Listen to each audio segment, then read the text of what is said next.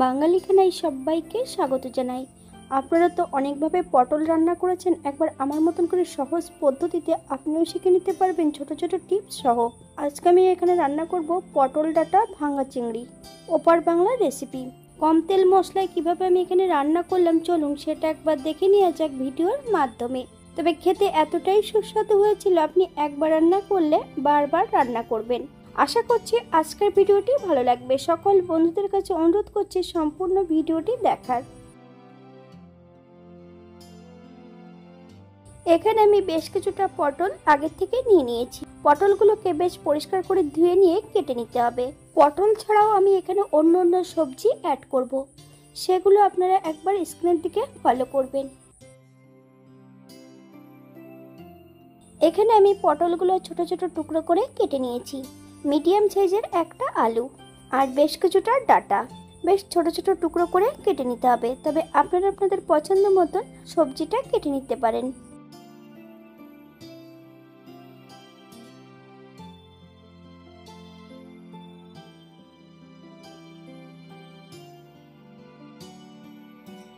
একটা কড়াইতে বেশ কিছুটা সরষের তেল অ্যাড করেছি।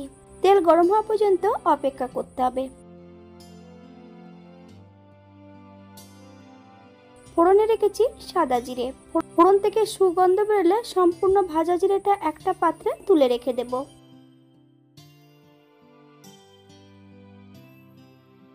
এই পর্যায়ে অ্যাড করব সম্পূর্ণ কেটে রাখা পটলগুলো। বেশ মিডিয়াম আঁচে পটলগুলোকে ভালো করে ভেজে নিতে হবে। বাঙালি রান্না ঘরোয়া উপকরণ দিয়ে। আপনাদের যদি রান্নাগুলো পছন্দ হয় তাহলে চ্যানেলটি সাবস্ক্রাইব করে দিয়ে পাশে থাকবেন। পাশে থাকা বেলটি বাজিয়ে দেবেন, নইলে নিত্য নতুন রান্নার নোটিফিকেশন পাবেন না। এই চ্যানেলে বিভিন্ন ধরনের রেসিপি দেওয়া আছে, আপনাদের যদি পছন্দ হয় তাহলে চ্যানেলটি ঘুরে একবার দেখে নেবেন। পটল ভাজার মাঝপথে এই পর্যায়ে করব আলু এবং ডাঁটা। মিডিয়াম আঁচে বেশ কিছু সময় ভেজে নেব।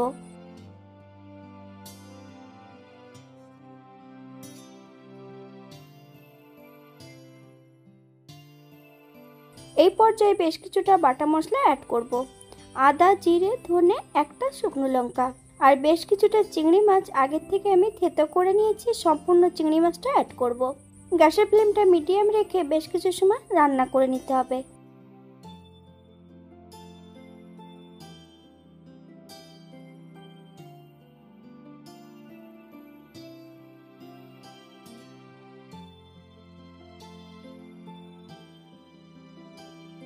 এই পর্যায়ে বেশ কিছুটা কাঁচা লঙ্কা অ্যাড করব। আপনারা যদি পছন্দ করেন তাহলে পরিমাণে বাড়িয়ে দিতে পারেন। হাফ চামচ লবণ, হাফ চামচ হলুদ গুঁড়ো, আপনারা স্বাদ অনুসারে লবণটা অ্যাড করবেন। আপনারা যদি কাশ্মীরি লঙ্কার গুঁড়ো পছন্দ করেন তাহলে এই পর্যায়ে অ্যাড করতে পারেন। মশলা ধোয়া বাটি থেকে সামান্য একটু জল অ্যাড করব। মিডিয়াম আঁচে বেশ ভালো করে মশলা সহ সবজি দিয়ে কষিয়ে নিতে হবে।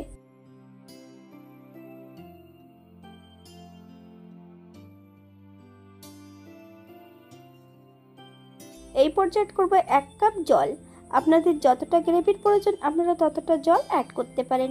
মিডিয়াম আঁচে 5 থেকে 7 মিনিটের জন্য ঢাকা দিয়ে রেখে দেব, অথবা যতক্ষণ সবজিগুলো সেদ্ধ না হচ্ছে ততক্ষণ ঢাকা দিয়ে রেখে দিতে হবে।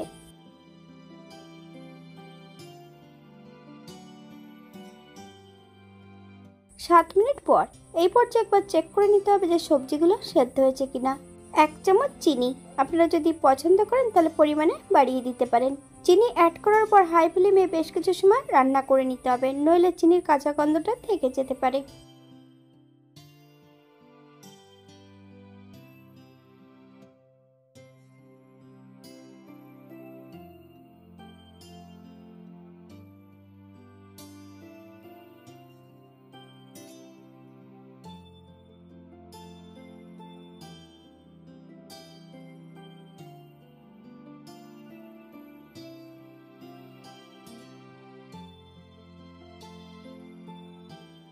এই পর্যায়ে করব 1 চামচ গরম মশলা বাটা।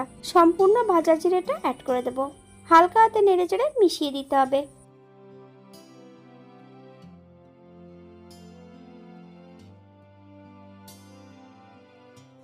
গ্যাসের ফ্লেমটা অফ করে দিয়ে 5 মিনিটের জন্য স্ট্যান্ডিং টাইম দেব, তারপর সার্ভ করব।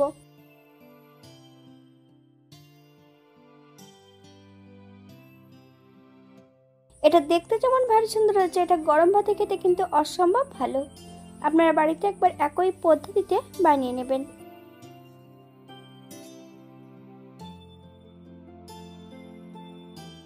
আপনারা যদি নিরামিষ খান তাহলে এখানে চিংড়ি মাছটা বাদ দিয়ে দিতে পারেন।